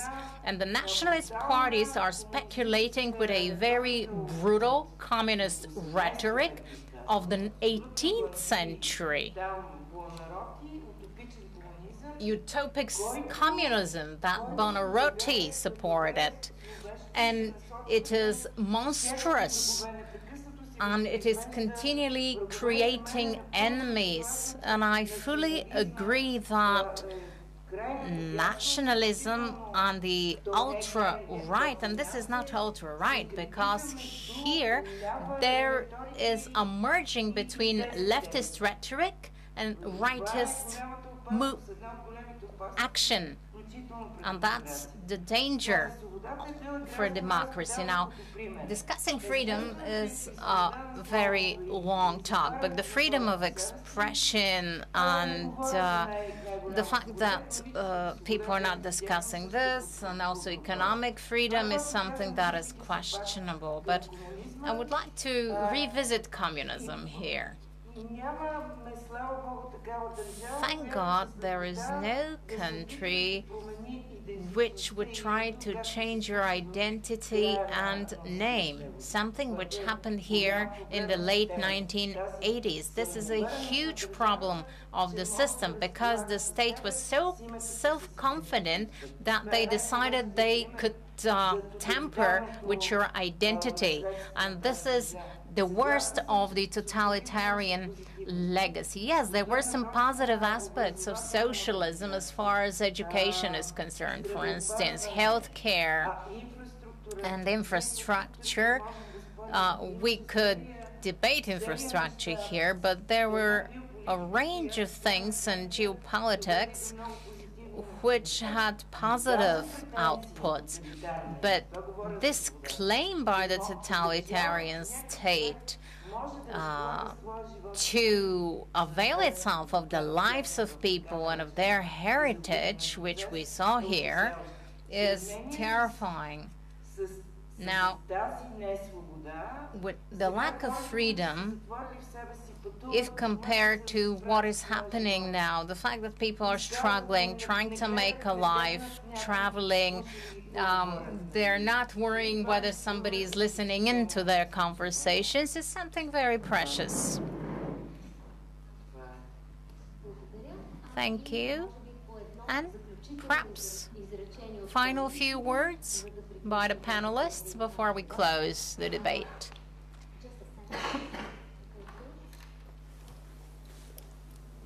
Even though this panel was quite pessimistic, I think we should be optimistic.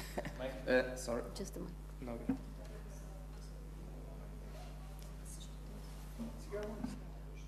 No. Okay, even though this panel was quite pessimistic, I think we should be optimistic. There are some solutions, and they're on the table. So, and there are arguments for using them. So it's not that, you know, we are very idealist, but I think there is a very strong agenda, and we push for achieving this agenda.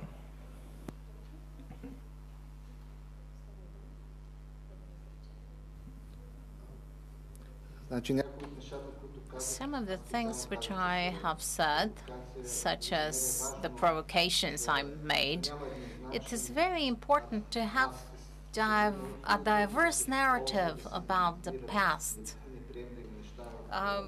Not that we are going to legitimize unacceptable things. Yes, we need change, and we need to assume the responsibility for that change. We should not try to find excuses for things which have happened many years ago. And nothing is black and white. History is a far more complex phenomenon. I would subscribe to what Michal has said. The fact that we are having this debate, that we're looking for solutions, and to be more specific, if we start talking about the educational system we need, I believe that we could devise specific policies which could facilitate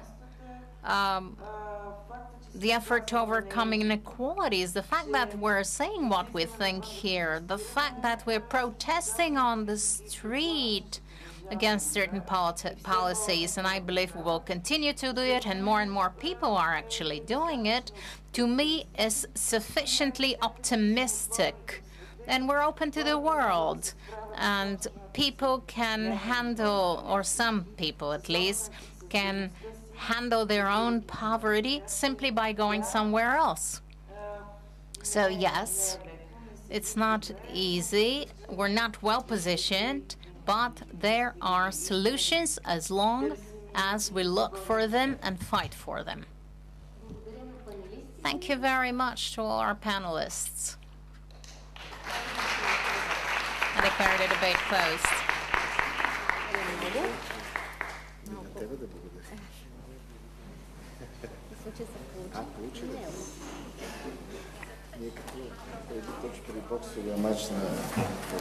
Въпреки различия.